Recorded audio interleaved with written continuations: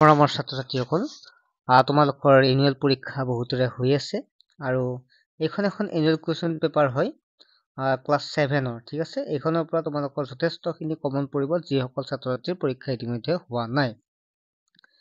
ছাত্ৰ-ছাত্ৰীসকল, তোমালোকে লাষ্টলৈকে ভিডিঅ'টো চাবা। প্ৰথমতে তোমালোক জনাব বিচাৰো এটা ভাল খবৰ। যিসকল ছাত্ৰ-ছাত্ৰীয়ে টিউচনৰ কাৰণে হাবাথুৰি খাই ফুৰে, আজিকালি যিহেতু অভিভাৱকসকল সচেতন, এজন ল'ৰা-ছোৱালীক ভাল এটা ৰিজাল্ট কৰিবৰ কাৰণে যিমান পাৰে চেষ্টা কৰে সুবিধাসমূহ দিবৰ কাৰণে।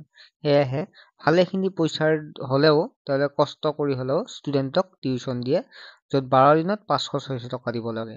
লগতে কষ্ট থাকিলে ষ্টুডেণ্টৰ অহা যোৱা, তাৰপিছত স্কুলৰ পৰা আহি যাব লাগে, কিন্তু ৰাতি ভালদৰে পঢ়িব নোৱাৰে। ফলত বছৰৰ মূৰত ফলাফলটো ভালো নহয়, সময়মতে ভাল নহয়, কাৰণ কষ্ট কৰে বা তেনেকুৱাকে ভাল নহয়। কিন্তু ছাত্ৰ-ছাত্ৰীসকল বা অভিভাৱকসকল এতিয়া সুবিধা হৈছে, কিয়নো SR এডুকেশ্যনে লৈ আহিছে টিউচনৰ ব্যৱস্থা, য'ত আপোনালোকে পইচাৰ কাৰণে হাবাথুৰি খাব নালাগে। মাত্ৰ মাহিলী 99 টকা এটা যোগাৰ কৰিলে ষ্টুডেণ্টে ক্লাছ কৰিব পাৰিব। 99 টকা বেছিও নহয় চাব গ'লে। আৰু কষ্টটো নাথাকে, আপোনালোকৰ সন্মুখতে ষ্টুডেণ্টে পঢ়িব পাৰিব, অৰ্থাৎ অভিভাৱকৰ সন্মুখতে। জাষ্ট মোবাইলটো হ'লে হ'ল। গতিকে এইবাৰ 6ৰ পৰা 10লৈকে অনলাইন টিউচনৰ ব্যৱস্থা কৰা হৈছে। যিহেতু 7 পাইছে, নেক্সট 8 পাব, ষ্টুডেণ্টখিনি ক্লাছত ল'ব পাৰিব। বহু ছাত্ৰ-ছাত্ৰীয়ে সঁহাৰি জনাইছে, তাৰ বাবে ভাল লাগিছে। গতিকে আপোনালোকৰ সঁহাৰি জনাব বুলি আশা থাকিল। আমি যিমান পাৰোঁ চেষ্টা কৰিম ষ্টুডেণ্টক ভাল এটা ৰিজাল্ট কৰিবৰ কাৰণে। যিটো হোৱাটছএপ নাম্বাৰ আছে, এই নম্বৰটো SMS কৰি কৰিলে হ'ল ষ্টুডেণ্ট নাম, ক্লাছ আৰু ডিষ্ট্ৰিক্টখন। আমি পঢ়াম মেথছ, ছায়েন্স, ছ'চিয়েল ছায়েন্স আৰু ইংলিছ, চাৰিওটা ছাবজেক্ট মিলি 99 টকাত। গতিকে ছাত্ৰ-ছাত্ৰীসকল SMS কৰি বা অভিভাৱকসকলে SMS কৰি অৱগত হ'ব পাৰে। এতিয়া আমি প্ৰশ্নখিনি জাষ্ট আলোচনাহে কৰিম, এনচাৰখিনি নেক্সট এটা ভিডিঅ'ৰ জৰিয়তে দিব চেষ্টা কৰিম।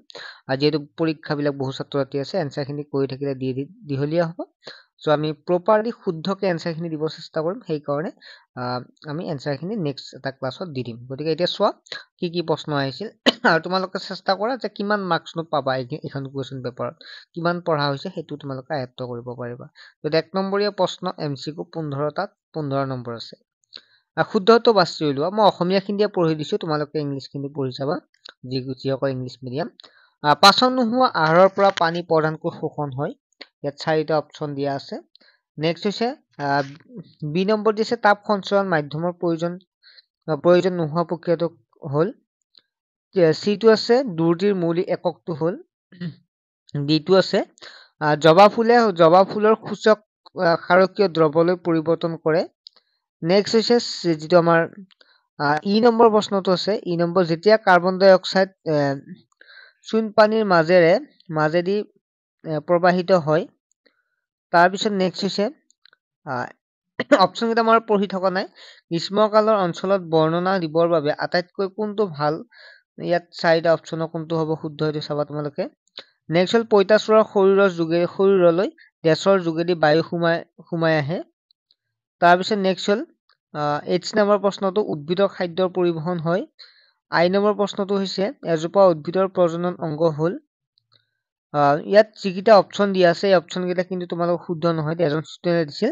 গতিকে অপশ্যনবিলাক শুদ্ধ নহয়, তোমালোকে অপশ্যনবিলাক টিক কৰি নাযাবা। মই এনচাৰবিলাক নেক্সট ভিডিঅ'ত দি দিম, তোমালোকে পাবা। তাৰপিছত এতিয়া কুৱেশ্যন পেপাৰখন চোৱা, যিহেতু পৰীক্ষা বহুতৰ আছে, সেইকাৰণে সোনকালে আছে। নেক্সট হ'ল তলৰ কোনবিধ অৰণ্যত উৎপাদিত সামগ্ৰী নহয়। তাৰপিছত নেক্সট আমি এইফালে চাম। এটা বৈদ্যুতিক ঘণ্টাত বিদ্যুতৰ কোনটো প্ৰভাৱ ব্যৱহৃত হৈ আছে? নেক্সট হ'ল লক্ষ্যবস্তুতকৈ ডাঙৰ ঔষধ প্ৰতিবিম্ব গঠন কৰিব পাৰে। নেক্সট হ'ল I নম্বৰ যিটো আছে, L নম্বৰটো, তলৰ কোনটো পানীৰ নাটনিৰ কাৰণ নহয়? নেক্সট হ'ল M টো আছে, অনুজীৱই মৃত উদ্ভিদৰ ওপৰত ক্ৰিয়া কৰি প্ৰস্তুত কৰা সামগ্ৰীটো হ'ল।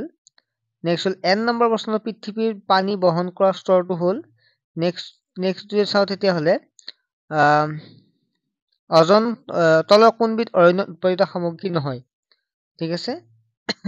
2 নম্বৰ প্ৰশ্নটো আহিছে, পাতত থকা যিটো ছিদ্ৰৰ সহায়ত উদ্ভিদে গেছ বিনিময় কৰে, সেই ছিদ্ৰটোৰ নামটো কি? নেক্সট হৈছে পৰ্যায়কাল কি? 10টা লেপন কি? এইবিলাক তোমালোকে জানাই। বিজুলী আৰু শব্দ কেনেকৈ সৃষ্টি হয়? মাটিত পানীৰ আন্তঃস্ৰাৱনৰ হাৰ কি? যদি তেজৰ অনুচক্ৰিয় নাথাকে তেতিয়া কি হ'ব? তাৰপিছত নেক্সট হ'ল G নম্বৰটো আছে, আমাৰ ঘৰত ব্যৱহৃত আহিলাটোৰ নাম লিখা বৈদ্যুতিক আমাৰ ঘৰত ব্যৱহৃত আহিলাটোৰ নাম লিখা যিয়ে বৈদ্যুতিক সামগ্ৰী নষ্ট হোৱাৰ পৰা সুৰক্ষা দিয়ে। অৱতল দাপোনৰ ব্যৱহাৰ লিখা। ভূগৰ্ভত জলপৃষ্ঠৰ অৱনমনৰ এটা উদাহৰণ দিয়া। পুতিজল কি? তাৰপিছত নেক্সট নম্বৰ প্ৰশ্নটো হৈছে ৩ নম্বৰ খালী ঠাই পূৰ কৰা।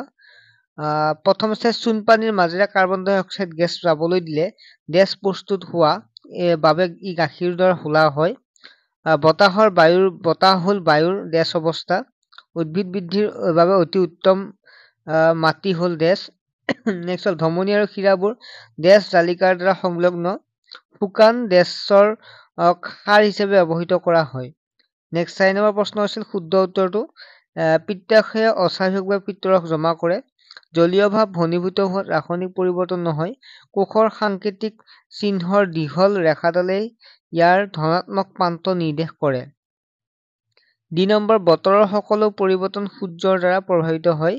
অৱতল লেন্সৰ দ্বাৰা অসৎ প্ৰতিবিম্ব গঠন হয়। তাৰপিছত নেক্সট আহিল ৫ নম্বৰটো তাপৰ পৰিবাহী আৰু অপৰিবাহী বস্তু দুটা উদাহৰণ দিয়া। সেউজীয়া উদ্ভিদৰ খাদ্য সংশ্লেষণ প্ৰক্ৰিয়া এটা চমু বৰ্ণনা কৰা। পাচন সম্পূৰ্ণ হোৱাৰ পিছত সকলো উপাদান কি সৰল দ্ৰৱলৈ পৰিণত হয়। ৮ নম্বৰ প্ৰশ্নটো হৈছে এটা সৰল দোলকে ২০ বাৰ দোলিবলৈ ৩২ ছেকেণ্ড সময় লৈ দোলকটোৰ পৰ্যায়কাল নিৰ্ণয় কৰা। অম্ল আৰু ক্ষাৰকৰ দুটা পাৰ্থক্য লিখা। কাৰণ দৰ্শোৱা যে কাৰখানাৰ আৱৰ্জনাবোৰ জলাশয়ত পেলোৱাত আগতে প্ৰশমিত কৰা হয়। মামৰে ধৰাৰ বাবে প্ৰয়োজনীয় চৰ্ত কি? ঠাই এখন বতৰ নিয়ন্ত্ৰণ কৰা কাৰকসমূহৰ নাম লিখা। গোটেই বছৰ ধৰি মেৰু অঞ্চলত শীতৰ প্ৰকোপ থাকে কিয়? কোনো এখন ঠাইৰ বতাহৰ দিশ নিৰ্দেশ কৰিব পৰা পদ্ধতিৰ নাম লিখা। নেক্সট আহিল ১৪ নম্বৰ প্ৰশ্নটো আছে ওলমি থকা বেনাৰ বা হাৰ্ডিঙৰ ফুটা ৰখাৰ কাৰণ দৰ্শোৱা। আলাথিয়া মাটি শস্যৰ বাবে কি কাৰণে উপযোগী? পাতপলু জীৱন চক্ৰৰ বিষয়ে আঁকি ব্যাখ্যা কৰা। নেক্সট হ'ল বায়বীয় আৰু অবায়বীয় শ্বসনৰ সাদৃশ্যতা আৰু পাৰ্থক্য লিখা। নেক্সট নম্বৰ হৈছে পৰাগযোগ কি? পৰাগযোগ আৰু নিষেচন কাক বোলে?